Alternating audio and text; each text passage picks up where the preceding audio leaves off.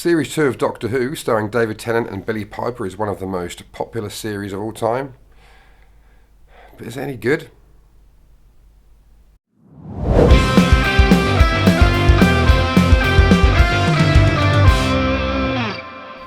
Hello again and welcome to Rob Lewis Music and Stuff. I am of course Rob Lewis, and today I'm reviewing Series 2 of Doctor Who, which ran from Christmas Day 2005 until some other time in 2006. 14 episodes, 13 plus a Christmas special, and that's where we're going to start off. So Series 2 starred David Tennant and Billie Piper as the Doctor and Rose, or the 10th Doctor and Rose respectively, and yes, written by Russell T Davies. Here we go. The Christmas Invasion. It's a fairly solid story to introduce. I mean, we had the little mini David Tennant episode for comic relief or children in need, which is all right. It's a little bit of fun, you know. So I'm not counting that. But if we were, I don't know how I'd rank that. But yeah, so the Christmas Invasion, the first time we saw the 10th Doctor in action, shall we say. And it takes a while for that to happen because he spends a big chunk of that episode asleep, or recovering from his regeneration.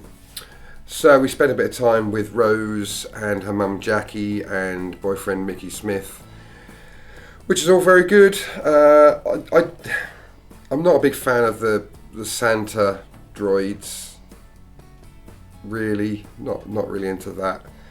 The plot with the Sycorax and the sort of 10% of the human race that are of a certain blood group just suddenly being taken over and going to the top of the nearest tall building and waiting to jump. That's a really good idea, good premise that. And then, David Tennant sort of springs back into action thanks to a cup of tea. Very Douglas Adams, and has his hand chopped off, which has a massive part to play later on. I don't think we realised that at the time. Christmas Invasion, it's alright. Tennant's still finding his feet, I think. Obviously, it's his first episode. But not a bad episode. I'd give it 7 out of 10. And then we start the Series 1, Series 2 even, proper, with New Earth. Apparently, this episode was written with Eccleston in mind still as the Doctor. And the sort of cliffhanger at the end of Series 1 was going to be that Rose, or at the end of the Christmas episode, that Rose was going to be scanned and found out that she's dying, which is why they go to this futuristic hospital. Good to see the face of Bo, introduction of the cat people. Not a bad premise, but it's not a great episode. I'm going to give New Earth 3 out of 10. Next, Tooth and Claw. Now, I really liked this at the time, but it hasn't aged well, and some of that is due to the effects, which I really can't help, but sometimes CGI does date a production. Just look at the Star Wars prequels, how they have aged, but the initial movies haven't. That's a good demonstration there. But yeah, Tooth and Claw, the introduction of the Torchwood storyline, Queen Victoria, David Tennant gets to use his own accent. I don't know what the kung fu bit at the start was all about with the monks. It's alright. Tooth and Claw, 5 out of 10. Thanks for watching this video. I really hope you're enjoying it. If you are, maybe you could just help out a small channel by pressing the like button, sharing it to your friends, hit the subscribe button and the alarm notification bell so you can keep up to date with my new videos, and just generally just watching them. It all helps. I'm just a small creator just trying to find my way in this YouTube metropolis. If you really want to help out as well, there's a link to my Patreon in the description and in my about section. So again, thanks very much for watching. Hope you enjoy the rest of the video. School reunion. Great to see the reintroduction of Sarah Jane Smith and K9 again. That was a really nice take. That plot wise, not a strong plot, but it just needed something to get Sarah Jane back in so they could make the spin-off series, the Sarah Jane Adventures. It's alright. Oh, Anthony Head was in it as well. Yeah, a bit silly in places, but overall it was alright. 6 out of 10. Then we come to The Girl in the Fireplace, which was written by Stephen Moffat. I think by now you've realised my thoughts on Stephen Moffat. Fantastic. Absolutely fantastic piece of work was The Girl in the Fireplace. Just the concepts, how he can come up with these completely contrasting ideas that run side by side. Great casting. Some really emotional scenes between the Doctor and Madame de Pompadour, which we didn't know about at the time, who she was. Or did we? No, we didn't know the ship. I don't want to give too many spoilers. If you're watching this, you know what happens. You're not watching this without having seen the series, surely. So yeah, Girl in the Fireplace, I'm going to give that, and this might be the first, a 10 out of 10. Yeah, absolutely 10 out of 10. Great episode. Which is unfortunate because it's followed by The Rise of Cybermen and The Age of Steel. I get it, bring the Cybermen back. First of all, I've never really liked the New Who's Cybermen design. Too militaristic, I don't know, it's too robotic. Much prefer the Cybermen of old, whether it's the old 60s ones. I think my favourite are the 80s ones, the sort of 70s and 80s ones. The classic head one, you know what I'm talking about. Different dimension. I didn't really like the backstories for the Cybermen here. I kind of wish they'd brought in the original Cybermen back to invade. Didn't really like this, what was his name, John Lumick character. Although Roger Lloyd Pack, great actor,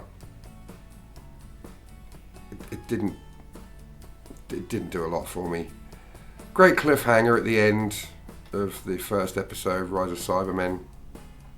Good to see Pete Tyler.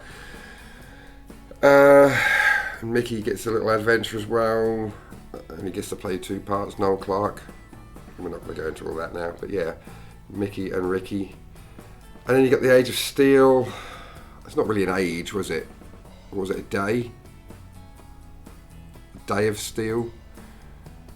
So, yeah.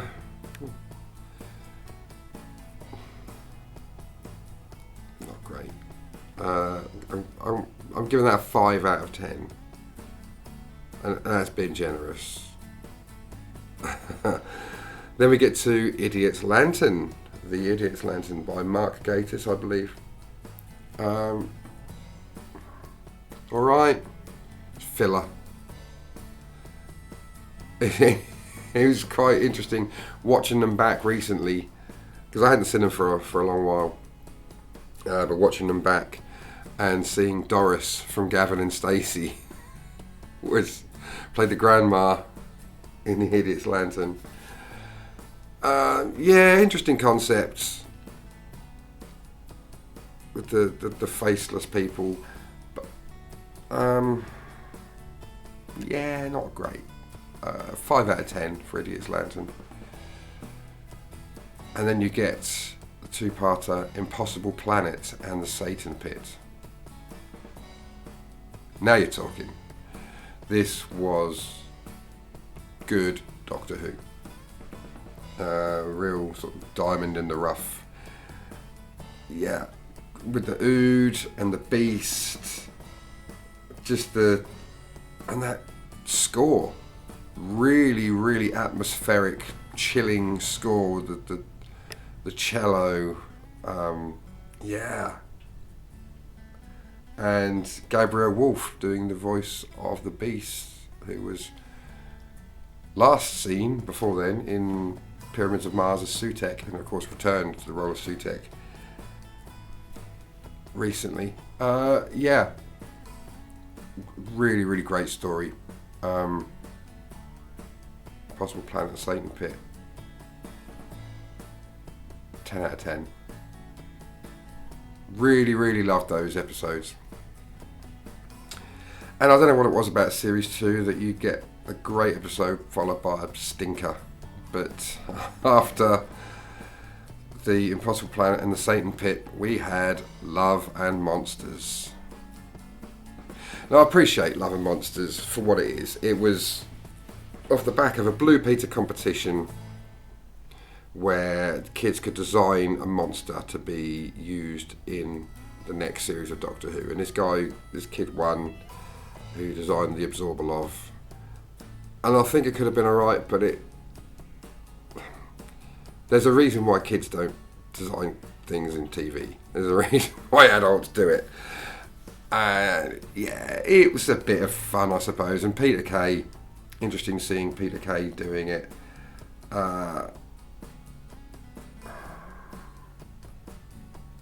The execution wasn't great, and it was all kind of in daylight, and it doesn't seem very scary. It's a bit of fun. It's like with the whole Elton thing, because it's a Doctor and Rose Light episode anyway, which is alright. You know, sometimes they work. But I think a lot of attention was placed on Elton and Linda, the group. I think I've just kicked the camera. The group Linda. And all the band rehearsals and that kind of stuff. It's a bit of fun, but if you've seen the series before a couple of times, probably worth skipping it. I'm going to give Love and Monsters a 2 out of 10. And then we come to Fear Her.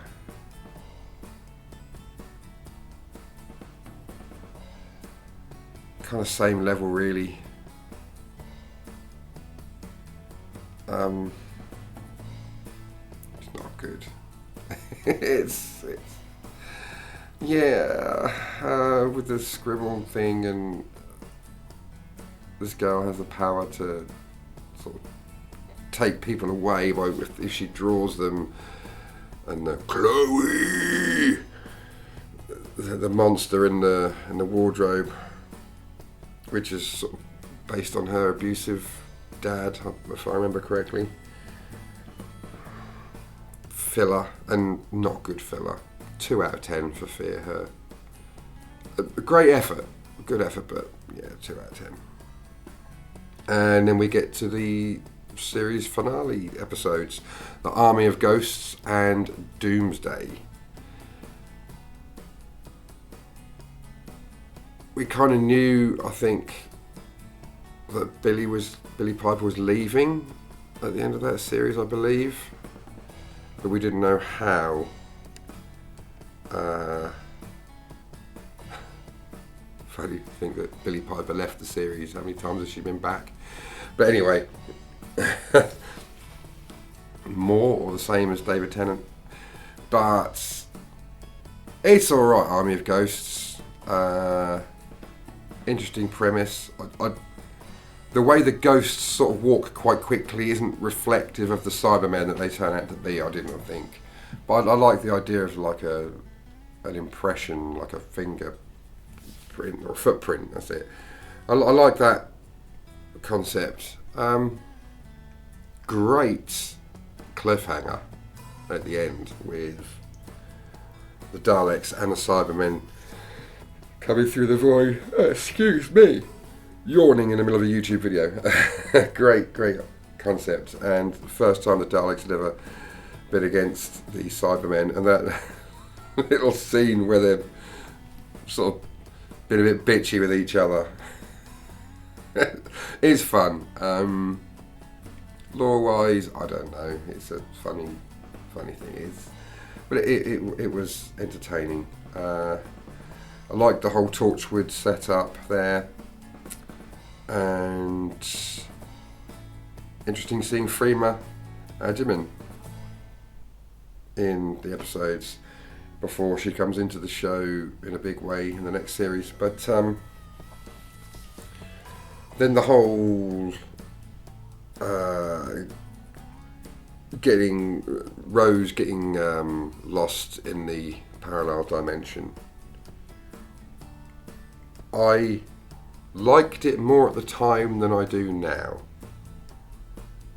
And I think it's because we know what happens. I think when she was genuinely stuck there, lost, that was great. I think what happened later on has kind of cheapened that. It's lessened the emotion there a little bit, which is a shame because I sometimes need a sad ending. I never liked the whole Doctor and Rose being in love arc. Never a fan of that. But what a soundtrack. The Doomsday song. That is fantastic. Murray Gold really did well on the soundtrack. I think he really came into it in series 2. Yeah, Army of Ghosts and Doomsday. It's good. 7 out of 10 for that. So overall, thoughts on series 2. Great soundtrack, first of all. Murray Gold, as I said, really did well. I didn't like much of the TARDIS interior stuff because it was very darkly lit and it was hard to see what was going on. It had its ups and downs. I think series 1, whilst I don't think I had any 10 out of 10s, it was a more consistent series. It's a shame about series 2 because I've got 2 10 out of 10 stories, but I've got 2 2 out of 10 stories. It's inconsistency. But to coin a phrase, or to quote a phrase, it is what it is. It's very popular. In my opinion, I think the Tennant and Rose era is probably one of my least favourite pairings. The chemistry is great, but I don't know, Rose Tyler just annoys me. She's just whingy, whiny. So I'm going to give series 2, based on, I did a kind of little bit of rough maths, a 5 out of 10. Could do better, will do better, has done better. Yeah, series 2, a bit of a low point for me, but effort wise, brilliant. 10 out of 10 for effort, I'll give you that. So next review, should I do series 3 or should I do series 1 of Torchwood? It'll be one of the two. So watch this space. But yeah, and let me know what you thought about series 2 in the comments. Don't forget to like and subscribe and all that other stuff you have to do. And I'll see you in the next one. Thanks for watching. Catch you later, Bill and Ted. What it is I need is like a 20-second clip that I can put at the end of each video. You know how other YouTubers do it, whether I have at the end of a video like 4 things on the screen, as like and subscribe, that kind of stuff. I just need something like that, but I don't know what to put.